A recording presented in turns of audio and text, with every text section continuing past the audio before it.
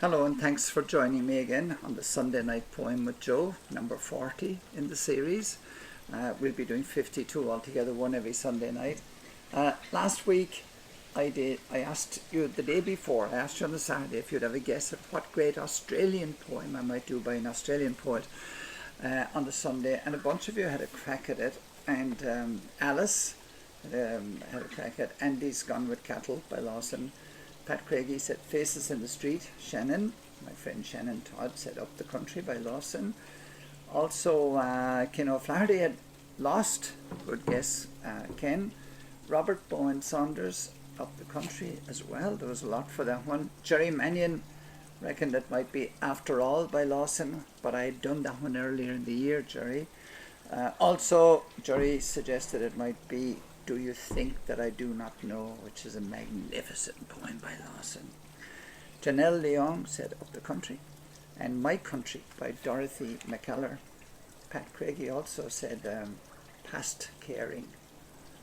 Thank you, Pat. Peter Mace reckoned it might be Scots of the Riverina, which is a phenomenal piece. And the mighty Tug Dumley, brilliant poet in his own right, Tug, said Five Bells and An Absolutely Ordinary Rainbow by Les Murray, which is a superb piece. Thank you, Tug. Thank you, everybody. Two got it right.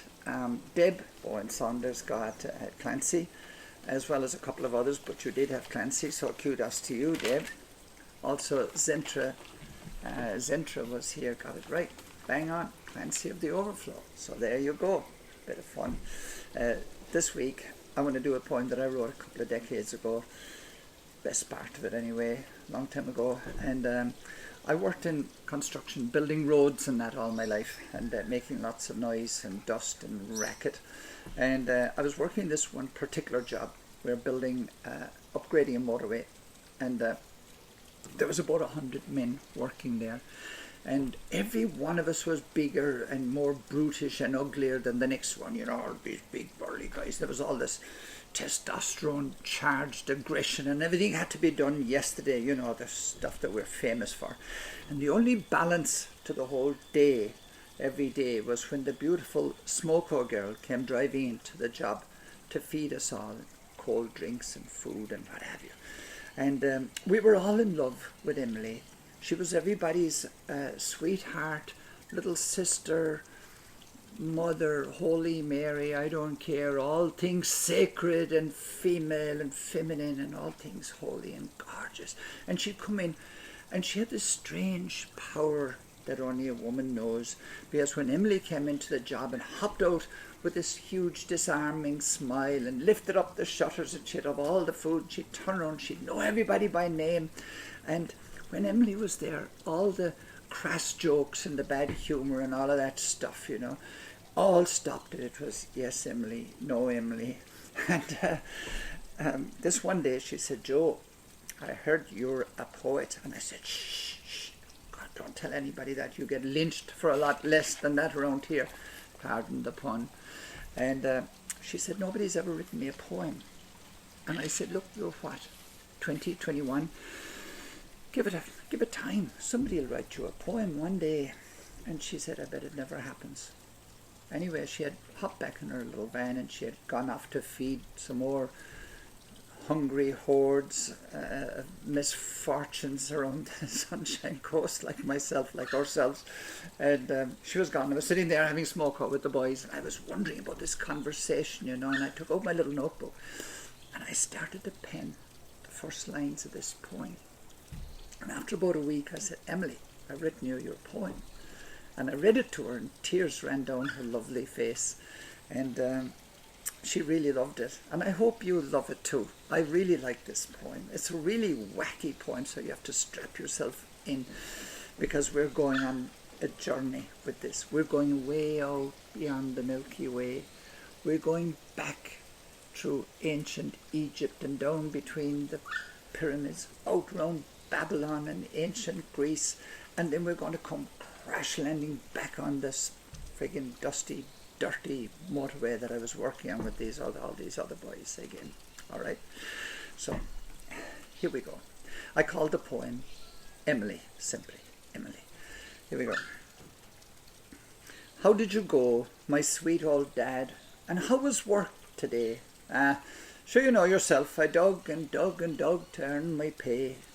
At 6 o'clock I set the pace and bade the young men follow. And at 8 o'clock I was way in front. I was going like no tomorrow. And then I hummed a song, the old rocks of Bawn. Sweat flew from my grey old curl. And at 9 o'clock I fell clean in love with the beautiful Smoko Girl. And did you kiss her then, my dear old dad? And her lips, were they the red of cherries and sweet like honeydew? Aye, I did indeed, I kissed her then, forgetting all my scars. And 'twas the kiss that angels do when they rendezvous above the Milky Way, and love on a blanket of stars. No, lassie, no, no, no, not I. For the wistful heart must surely grieve should prudence be allowed to die. Should wisdom don a fool's disguise and venture, oh, so near the edge of paradise, or stumble drunken through the eagle's eye, you'd think it a kind of sacrilege. So, no, lassie, no, no, no, not I. Far easier I imagine myself the proud and noble Pharaoh of old, befitting to walk at sunset beside the radiant Nefertiti, silhouetted against a fiery African sky when Egypt was young and two hearts beat as one. Or imagine myself with youth and daring, storm the fortresses of Troy and claim the lovely Helen for my very own. Oh, and bathe with her forever in the hidden pools of Babylon, drinking deep with gay abandon from love's forbidden fountain. Man, it's then I'd brave the highest mountain, and I'd sing aloud to lesser gods, behold the lovely Helen, behold her on my throne. 'Twas long I stood, perplexed in dreamy wonder, tired old bones in filthy rags that laboured under a shimmering Queensland sun, torn hat and dirty face, swaying silent to and fro in a dry and dusty place, when all at once I heard my name, spoken like never before, spoken clean on cords of gold, and it fell with grace on my aged soul, like a pearl falling into old wine.